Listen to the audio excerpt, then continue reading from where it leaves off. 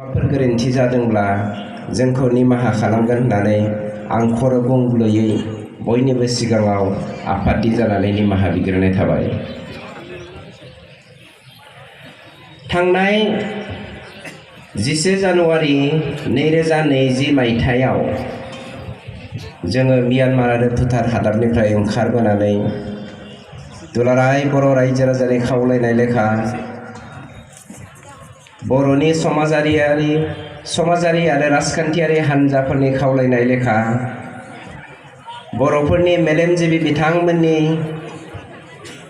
Suggestion होनाय बायदियै जोङो बर' माहारिनि गेजेराव सान्थि गायसननो होननानै ओंखारबोयो आरो खोब खम समनि गेजेरावनो थामहिनबा 5 साननि उनावनो जोङो 16 जानुवारि खालि सासपेनसन अफ अपारेशनखौ एग्रिमेन्ट खालामो। नाथाय जोङो जा थांखिजों सासपेनसन अफ अपारेशनखौ एग्रिमेन्ट खालामदोंमोन बे थांखिखौ जों नोंथांमोननो जाफुंहोनो हायैनि थाखाय जों निमाहा बिबावो।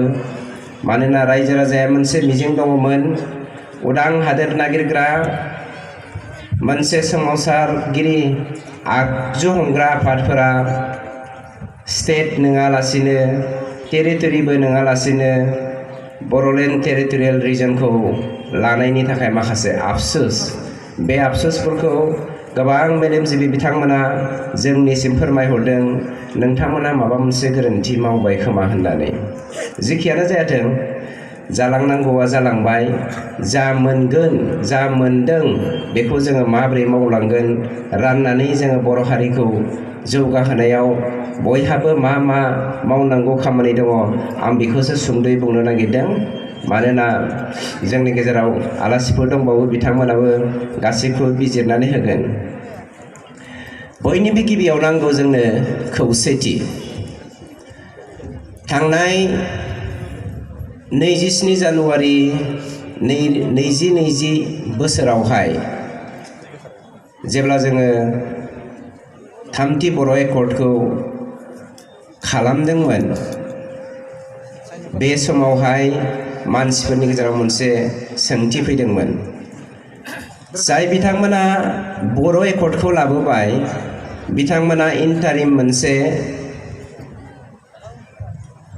कमिटि एबा इन्टारिम मोनसे गभर्नमेन्ट दानो हानाय नङा होननानै बयबो मिथिबाय। जाउना बेनो दि जोङो इन्टारिम गभर्नमेन्ट दानो हायाब्ला बर' हारिनि गेजेराव खौसेथि फैनाय नङा होननानै बयनिबो गोरबोआव गिखांनाय फैदोंमोन। थामहिनबा थांनाय 34 बोसोर जोंनि सोमावसारनायनि गेजेराव गोबां समनि नारसिननायावहाय जोंनि आफादा एबा NDP-आ 4 खोन्दोआवहाय गावस्रादोंमोन। बे गावस्रानाया गोबां जाउनाव जानानै थांदों, बेखौ जोङो बुंथिनो नागिरा। बेखौ लानानैनो रायजो राजाफ्रा गिदोंमोन। नाथाय आं 4बो NDP आफादनि जानानै नोंथांमोननिसिम मोनसेल' खावलायनो नागिरदों।